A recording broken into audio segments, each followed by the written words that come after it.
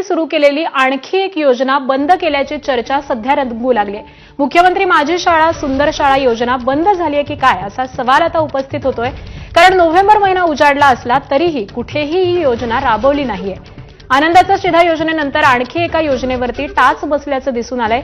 याआधी एकनाथ शिंदे मुख्यमंत्री असताना स्वच्छता मॉनिटर, एक राज्य एक गणवेश, पुस्तकाला वह्यांची पानं हे निर्णय सुद्धा मागे घेण्यात आलेले होते। राज्यातील शाळांचा सर्वांगीण विकास करणं, त्यांचं आधुनिकीकरण आणि सौंदर्यीकरण करण्याच्या उद्देशानं मुख्यमंत्री माझी शाळा सुंदर शाळा ही योजना 5 डिसेंबर 2023 रोजी सुरू करण्यात आलेली होती।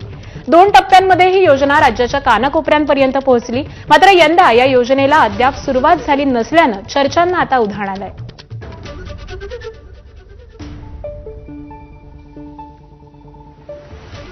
दरम्यान यावर ठाकरेंच्या शिवसेनेचे नेते आणि विधान परिषदेचे माजी विरोधी पक्षनेते अंबादास दानवेंनी काय टीका केली आहे पाहूयात।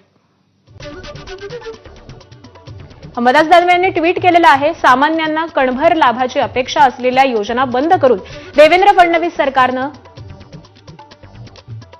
आपल्याच सहकार्यांच्या निर्णयावर फुल्या मारलेल्या आहेत।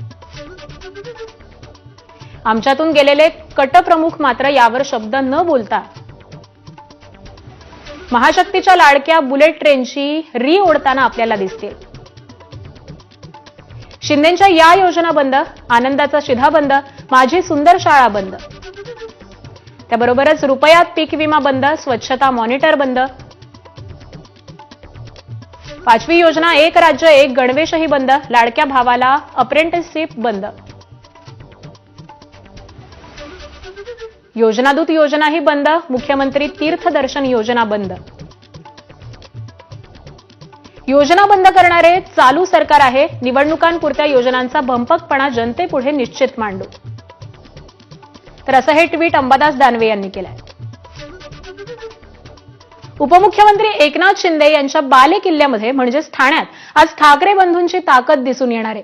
नियमित आहे ठाण्यातल्या विविध नागरी समस्यांच्या पार्श्वभूमीवरती ठाणे महानगर